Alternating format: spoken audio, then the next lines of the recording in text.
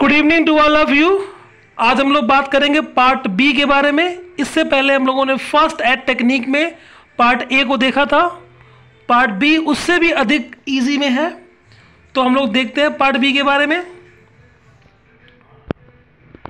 Part B में कुछ contents हैं, जैसे कि dressing and bandage. Dressing and bandage कैसे करते हैं, आई थिंक हमारे इंडिया में नियरली सभी लोग को पता ही होगा। जितने लोग थोड़ा पढ़े लिखे हैं, सब लोग अपने घर पे अपने भाई बहनों का करते रहते हैं, उन्हें पता ही है।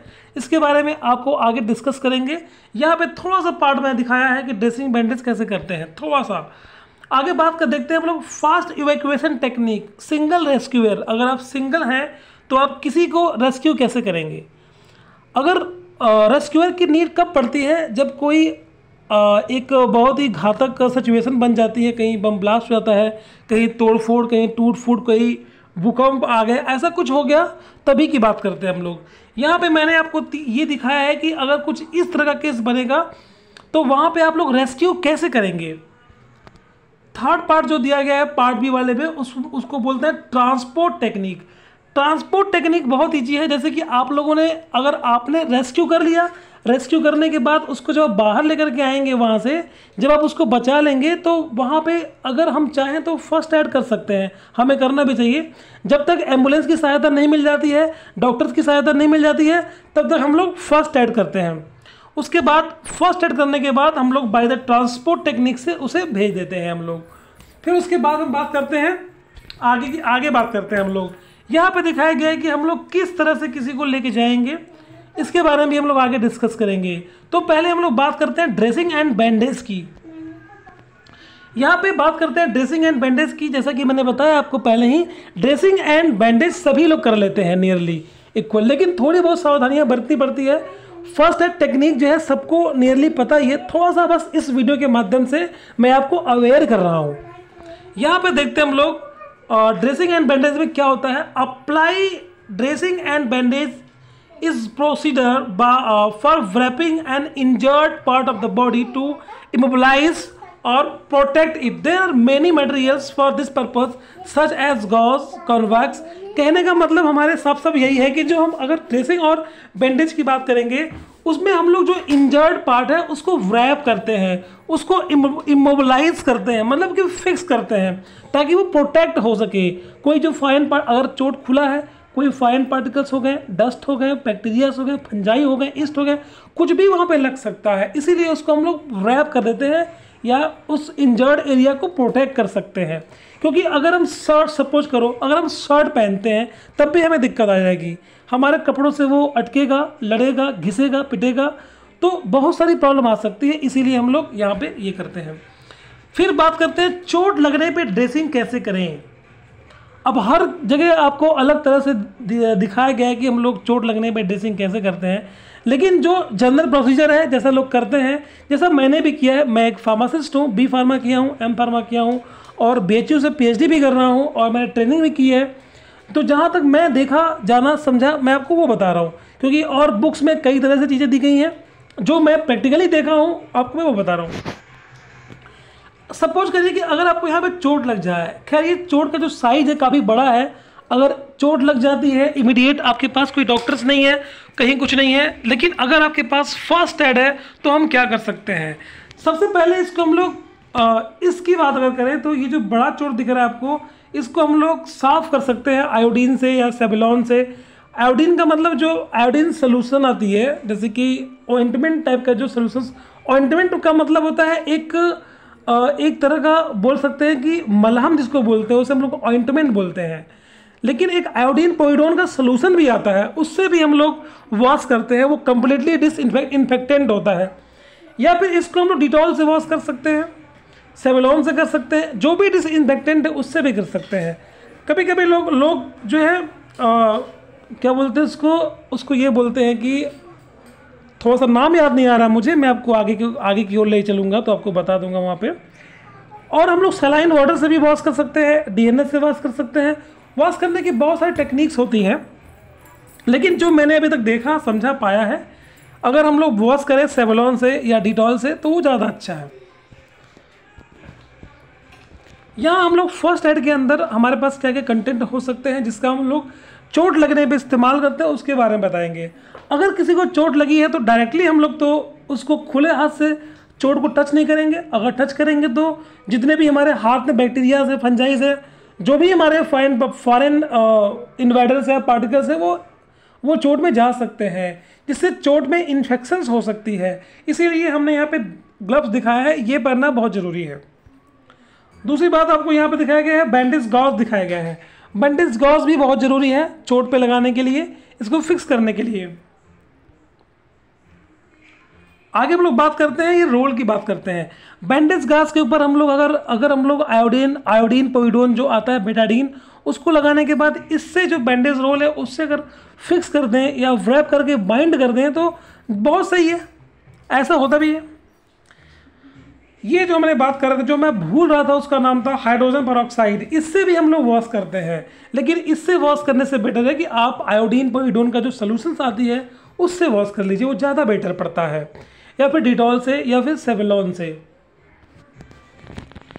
ये जो हाइड्रोजन पेरोक्साइड है यहाँ पे वॉश करके आपको दिखाया गया कि किस तरह से चोट को, यहाँ से चोट को कैसे वॉश करते हैं। फिर ये डिटॉल दिखाया गया है। ज़्यादातर लोग डिटॉल ही यूज़ करते हैं और हमने भी डिटॉल यूज़ किया था। यहाँ पे दिखाया गया है वॉश करने के बाद हम लोग इस गाज पे ये जो गाज है यहाँ पे हम लोग बेटाडीन लगा करके गाज के ऊपर हम लोग फिर चोट पे से अप्लाई कर देते हैं।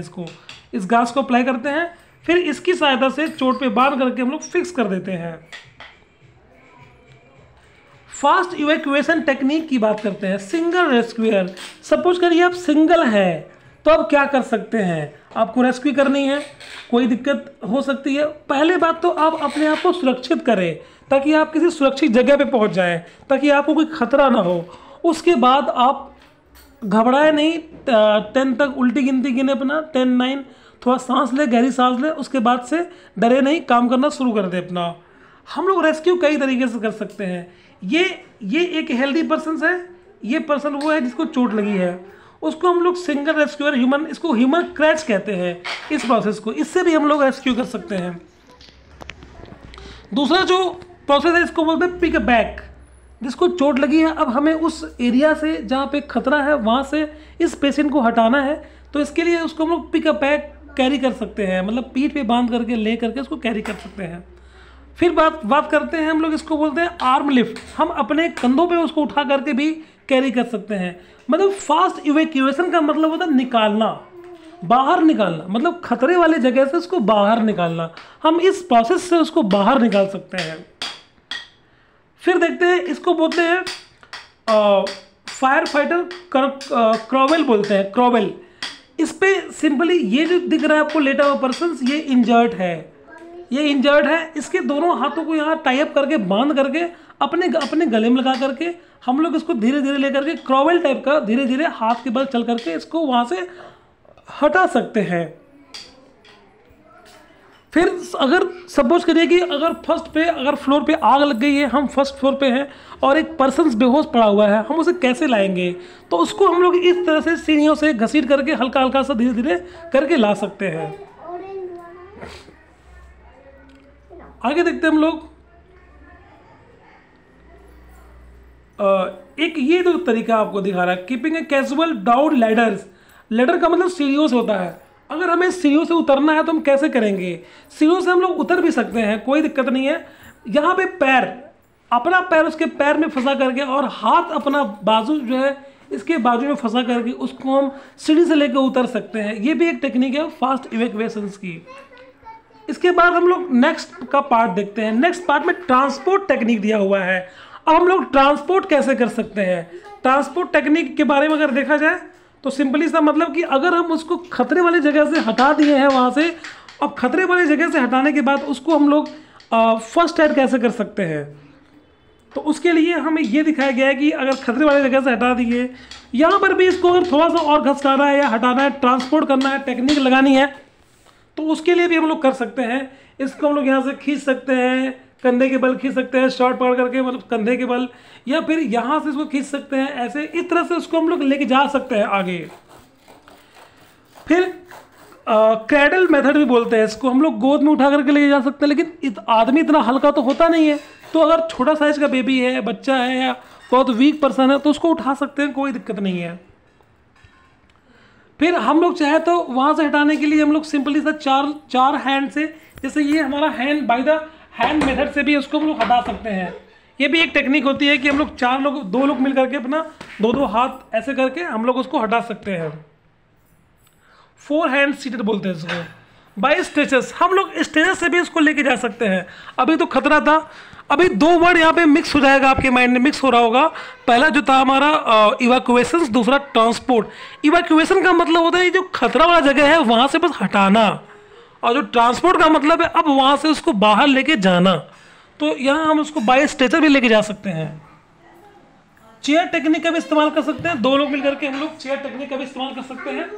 2 लोग मिल करके चेयर, जैसे ये हम चेयर के इस्तेमाल करते हैं हम लोग। फिर आगे देखते हैं हम लोग बाय व्हील चेयर। हम लोग बाय व्हील चेयर भी इस्तेमाल कर सकते हैं। व्हील चेयर भी एक हमारा रेस्क्यू टेक्निक है। जैसे इस टाइप का लेकर के हम लोग इसका इस्तेमाल कर सकते हैं, इसको हम लोग व्हील चेयर बोलते हैं। थैंक यू वेरी मच, आज के इतना काफ़ी है। कोई फर्स्ट एड पार्ट बी में ऐसा कोई बंदा नहीं होगा जिसको ना पता हो, आपको सब कुछ पता है, बस आपको एक आइडिया में दे रहा हूँ कैसे कैसे करते हैं बस। बाकी कोई दिक्कत नहीं है। कोई भी क्वेश्चंस हो, कोई भी प्रश्न हो, आप मुझे कमेंट बॉक्स में कमेंट कर सकते हैं और आप मुझे पूछ भी सकते हैं, कोई दिक्कत नहीं है। Thank you very much.